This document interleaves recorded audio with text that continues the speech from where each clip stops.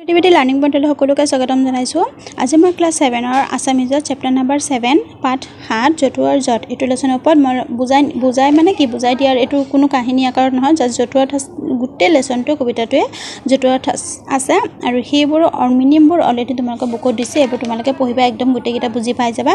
গতিকে এইবোৰ কাহিনী আকাৰত হ'লে হয়তো মই বুজাই দিলোঁ হয়, গতিকে কাহিনী নাই, জতুৱাৰ ঠাঁচৰ মিনিংবোৰ তোমালোকৰ বুকৰ পৰা চাই ল'বা। অ'কে, তাৰপিছত ৰাইটাৰৰ নামটো চাবা, ৰাইটাৰহে। বাকী এতিয়া মই প্ৰশ্ন উত্তৰবোৰ দি দিম, তোমালোকে এইবোৰ মিনিংবোৰ তোমালোকে জানি ৰাখিবা দেই। ক্লাছ 10লৈকে তোমালোকে এইবোৰ লাগি থাকিব, গতিকে এইবোৰ ভালকৈ মুখস্থ কৰিব যাতে পাহৰি নোযোৱা। তাৰপিছত কুৱেশ্যন আনচাৰবোৰ এতিয়া মই দি যাওঁ। 3 নম্বৰ কটো প্ৰশ্নটো চোৱা।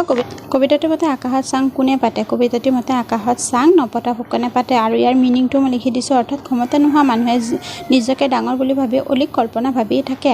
যিসকল মানুহৰ মানে ক্ষমতা নাথাকে তেওঁলোকে এনেই মনতে ভাবি থাকে যে ইটো কৰিম সিটো কৰিম, গতিকে তাকে কয় আকাশত চাং পতা। তাৰপিছত খ নম্বৰটো অহুকণে পহুকণে মানে কি? অহুকণে পহুকণে মানে আৰ্টাৰ পৰা অনবৰতে কথা শুনি থকা। কিছুমান মানুহে অনবৰতে মানে কাম নকৰে, তাৰপিছত কি কয় ওচৰ চুবুৰীয়া বা ঘৰৰ মানুহে অনবৰতে তাক কথা শুনাই থাকে আৰু সেই কথা শুনোৱাকে কয় অহুকণে পহুকণে। গীতমিত আন্ধাৰত কি দেখে? গীতমিতৰ তলত এটা এনেকৈ আঁচ দুডাল হ'ব। গীতমিত আন্ধাৰত ভূত দেখে। গীতমিত আন্ধাৰত কি দেখে? ভূত দেখে। গীতমিত মানে পূৰা অন্ধকাৰ ৰাতিত কি দেখে? ভূত দেখে বুলি কয়। গীতমিত মানে পূৰা অন্ধকাৰ, গতিকে সেই অন্ধকাৰ ৰাতিত কি দেখে? ভূত দেখে। তাৰপিছত ঘৰ নম্বৰটো কোনবোৰ লোকে বৰ ভয় খায়? অলপ ধতুৱা মানে ভয়াতুৰ লোক, ধতুৱাক কয় ভয়াতুৰ লোকে বৰ ভয় খায়। তাৰপিছত নম্বৰটো কবিয়ে কাক বুদ্ধিৰ টুকুনা বুলি কৈছে? কবিয়ে ফকৰা যোজনা নজনা লোকক টুকুনা বুলি, বুদ্ধিৰ টুকুনা দেই, লোকক বুদ্ধিৰ টুকুনা বুলি লিখিবা। ইয়াতে ৱৰ্ডটো থাকি গ'ল, বুদ্ধিৰ টুকুনা বুলি কৈছে। 4 নম্বৰটো মৈত উঠিলে, 4 নম্বৰ কটো মৈত উঠিলে সহজে কাক নমাব নোৱাৰি? অকৰা মৈত উঠিলে সহজে নমাব নোৱাৰি। তাৰপিছত আঁঠুৱা তলৰ মহৰ অৱস্থা কি হয়? আঁঠুৱা তলৰ মহৰ অস্বাভাৱিক মৰণ হয়। মানে আঁঠুৱা তলত যেতিয়া মহটো সোমাই যায় হয় তেজ খাই লোকৰ, কিন্তু তেতিয়া কি হয়? সি ওলাব নোৱাৰে আৰু কি হয়? তেতিয়া মানুহগৰাকীয়ে মাৰি দিয়ে, গতিকে অস্বাভাৱিক মৰণ হয়। গ নম্বৰটো চাওক, ফকৰা যোজনা নাজানিলে বা নিশিকিলে কি হয়? ফকৰা যোজনা ভাষা এটাৰ সৌষ্ঠৱ বৃদ্ধি হোৱাত সহায় কৰে। এইটো অলপ দীঘলকৈ দিছোঁ চোৱা। ইয়াৰ ব্যৱহাৰ তোমালোকে সৰুকৈ যদি লিখিব পাৰা এনেকৈ লিখিব পাৰা যে ফকৰা যোজনা নাজানিলে বা নিশিকিলে বুদ্ধিৰ টুকুনা হয়, বুদ্ধিৰ টুকুনা হয় লিখিব পাৰা। আৰু ডাঙৰকৈ যদি 2 মাৰ্কছ আহে সেইখিনি লিখিব লাগিব।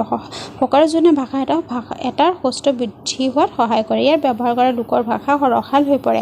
যিসকলে মানে কথা বতৰা কওঁতে ফকৰা যোজনা বা জতুৱা ঠাঁচ এইবোৰ ইউজ কৰে, ব্যৱহাৰ কৰে, সেইবোৰকে কথাবোৰ শুনিবলৈ ৰসাল হৈ পৰে, শুৱনি হৈ পৰে, যাৰ বাবে তেওঁলোকৰ কথা শুনিবলৈ মন গৈ থাকে, যাৰ বাবে সকলোৱে তেওঁক শুনিবলৈ ইচ্ছা কৰে আৰু সন্মান কৰে।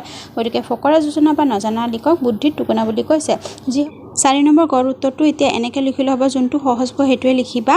ইয়াত দিছোঁ যে ফকৰা যোজনাৰ জৰিয়তে কম কথাতে বেছি ভাৱ প্ৰকাশ কৰিব পাৰি। এনে দক্ষতা অকল বুদ্ধিমান ব্যক্তিয়েহে দেখুৱাব পাৰে। গতিকে ফকৰা যোজনা নাজানিলে বা নিশিকিলে বুদ্ধিৰ টুকুনা হয়। অ'কে, গতিকে ফকৰা যোজনা যেতিয়া শিকে তেতিয়া বুদ্ধিটো বেছি পাৰ্গত হয়, জ্ঞান হয়। গতিকে ফকৰা যোজনা শিকিলে নিশিকা লোকৰ কি হয়? বুদ্ধিৰ টুকুনা হয়, বুদ্ধি কম হয়। অ'কে, এইটো এনেকৈ লিখিবা। সেইটোত মোৰ মতে এইটো এনচাৰ, এইটো পেৰেগ্ৰাফটো বেছি ভাল হ'ব লিখিলে সেইটোতকৈ, বা দুইটা যোনটো ভাল পায় সেইটোৱে লিখিবা।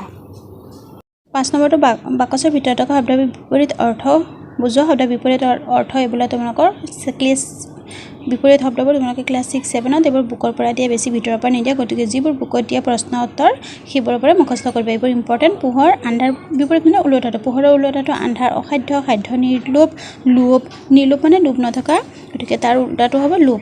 জটিল সহজ, বেছি কম, মিছা সঁচা। তাৰপিছত 6 নম্বৰটো চেণ্টেঞ্চবোৰ এটা ৱৰ্ড দিছে, ৱৰ্ডৰ লগত কোনটো দিলে বেছি মিল হ'ব, কোনটো শব্দ দিলে বেছি মিল খাব সেইটো লিখিব লাগিব। কলম কি ধৰে নে লয়? কলম ধৰে, কলমটো আমি বা পেঞ্চিলটো আমি ধৰোঁ, হয় নে? চেপা পাতে, ঢেঁকী বান্ধে নে দিয়ে? ঢেঁকী দিয়ে। তাৰপিছত পাচি সাজে, পাচি গঢ়ে নহয়, পাচি সাজে। খেল খেলে, খেল কৰে নেকি? খেল খেলে। মৰম লাগে, মৰম ধৰে ন, আমাৰ কি মানুহ এজনৰ প্ৰতি মৰম লাগে। গতিকে এইবোৰ তোমালোকে আকৌ চেণ্টেঞ্চ আকাৰত লিখিবা। এনেকৈ লিখিবা, চেপা পাতে, এনেকৈ গোটেইকেইটাত লিখি ল'বা। অ'কে, 7 নম্বৰটো তোমালোকে কবিতাতে থকা জতুৱা ঠাঁচ কিছুমান উলিয়াই বাক্য ৰচনা কৰিব দিছে। এইবোৰ তোমালোকে ইম্পৰ্টেণ্ট, এইবোৰ একদম ক্লাছ 10লৈকে তোমালোকে লাগি থাকিব। কিছুমান জতুৱা ঠাঁচ তোমালোকে বাক্য ৰচনা আহিয়ে থাকে। গতিকে এইটো একেবাৰে সহজ ভাষাত লিখি দিছোঁ। আকাশত চাং পতা, আকাশত চাং পতা লোকে কেতিয়াও উন্নতি কৰিব নোৱাৰে। আকাশত চাং পতা মানে এনেই ওপৰতে যিসকলে বেছি চিন্তা কৰি থাকে, একো কাম নকৰে, তেওঁলোকে কেতিয়াও উন্নতি কৰিব নোৱাৰে। অকল ভাবি থাকিলেতো উন্নতি কৰিব পাৰিব জানো? নোৱাৰিব। তাৰপিছত আল্লাহৰ লাৰ হৈ আছে এতিয়া আল্লাহৰ লাৰু এইটো সজু কৰা হ'ব ৰাম ঘৰখনৰ একমাত্ৰ ল'ৰা কাৰণে মাক বাপেকৰ আল্লাহৰ লাৰু এইটো সজু কৰা এটা দিবা দয়ৰ তলত হ'ল আল্লাহ আঠুৱা তলৰ আঠুৱাৰ ওপৰত চন্দ্ৰবিন্দু এটা হ'ব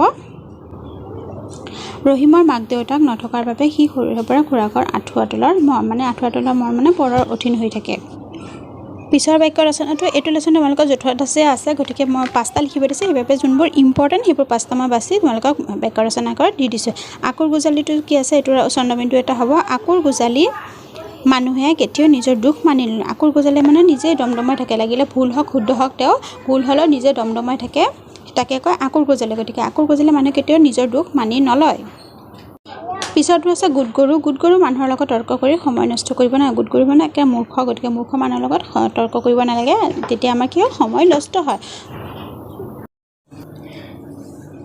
8 নম্বৰ প্ৰশ্নটো এটা শব্দ প্ৰকাশ কৰাবোৰো তোমালোকে ভালকৈ মুখস্থ কৰিবা যোনবোৰ কিতাপত আছে আনৰ ভাল দেখিব নহয় তোমালোকে 6 7 তোমালোকে বাহিৰা প্ৰশ্ন নাহে গতিকে এই ভিতৰৰ যোনবোৰ বিপৰীত শব্দ অশব্দ অৰ্থ আৰু এটা শব্দৰ প্ৰকাশ কৰে এইবোৰ বুকৰ পৰাই মুখস্থ কৰিবা আনৰ ভাল দেখিব নোৱাৰা চকু চৰা গুণুক ঘনাকৈ যি কথা শুনে মানে ইয়াৰ পৰা তাৰ পৰা অলপকৈ কথা শুনে সি কয় অহু কাণে পহু কাণে যিজন মাক দেউতাকৰ অতি মৰমৰ আল্লাহৰ লাৰু যি নিয়মতে খৰচ কৰে মিতব্যয়ী ওকে এইটো ইম্পৰ্টেণ্ট আৰু যিজনে মাক দেউতাকৰ কথা শুনে এইটো ইম্পৰ্টেণ্ট এইকেইটা ইম্পৰ্টেণ্ট আকৌ আনৰ ভাল দেখিব নোৱাৰে এইটো প্ৰায় দেখা যায় জতুৱা ঠাঁচৰ অৰ্থ এইবোৰ জতুৱা ঠাঁচ আৰু অৰ্থবোৰ তোমালোকে মুখস্থ কৰি ৰাখিবা পিছলৈ এইবোৰ তোমালোকৰ কামত আহিবা ইয়াৰ পিছত আছে 12 নম্বৰটো তোমালোকৰ দুটা ফকৰা যোজনা দিছে এইটোৰ মিনিং লিখিব দিছে এইটো ইমান দীঘলকৈ লিখিব নালাগে তোমালোকে যেহেতু ক্লাছ 7ত ক্লাছ 9 10 মানত দীঘলকৈ লিখিব লাগিব মই একদম যিমান পাৰোঁ সৰু আকাৰে মই দি দিম গতিকে ভিডিঅ'টো সম্পূৰ্ণকৈ চাই থাকিবা আৰু যদিও চেনেলটো ছাবস্ক্ৰাইব কৰা নাই তেন্তে ছাবস্ক্ৰাইব কৰি দিবা কাৰণ